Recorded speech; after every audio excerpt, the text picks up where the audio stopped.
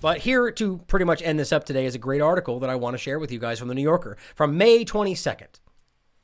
Immunity passports and the perils of conferring coronavirus status. Understand this is in May.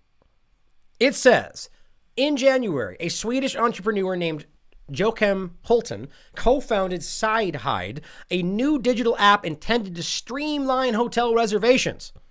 Weeks later, some of the first confirmed cases of COVID-19 were reported in Europe, even though we know that's not true since numerous people in Europe have confirmed that it was happening way back in 2019. Even Canada said 2013.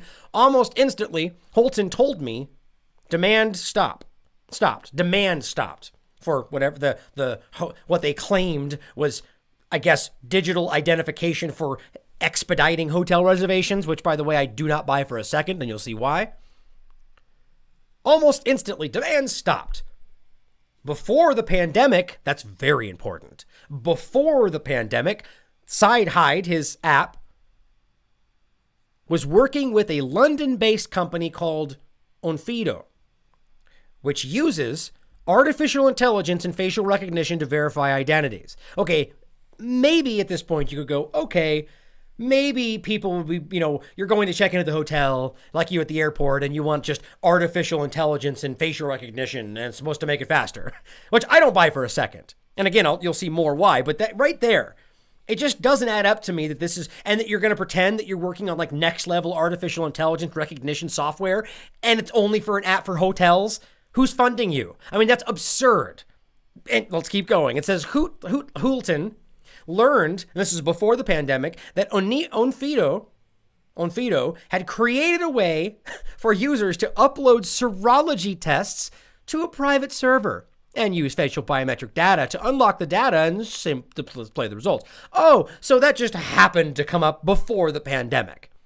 Sure, serology tests. So, basically tests in regard to viruses.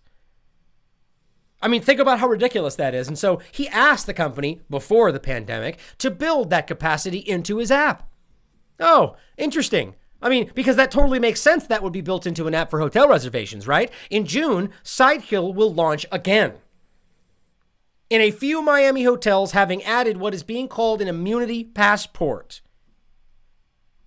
Now, even if this is some bad phrasing by the article, which who knows, mainstream media is ridiculous, realize that this is still an app based on artificial intelligence and facial recognition. That if you want to believe that this next level thing that can just easily be transitioned into a massive technocratic surveillance network for monitoring vaccinations around the country from a hotel reservation app, if you believe that for a second, you're just simply not paying attention. The point is, this is clearly in my mind something that was being prepped and ready for exactly this and is now being transitioned into it because the time is ready. That's my take. Either way, here is yet another example of something that just so happened to be built before that just so happens to be exactly what we need now. So in June, he'll launch again. And remember, this is it. So that's launched now, by the way. That was in May. So last month, they launched this app for immunity passports. But go on, guys out there telling us that we're crazy for pretending that's happening. Right? Tell us that we're conspiracy theorists for pointing to the thing that's actually happening right this moment and was in effect last month. Immunity passports. Patrons who have been tested for COVID-19 antibodies and are shown to have them. That's weird. I just lost what I had highlighted. That's odd.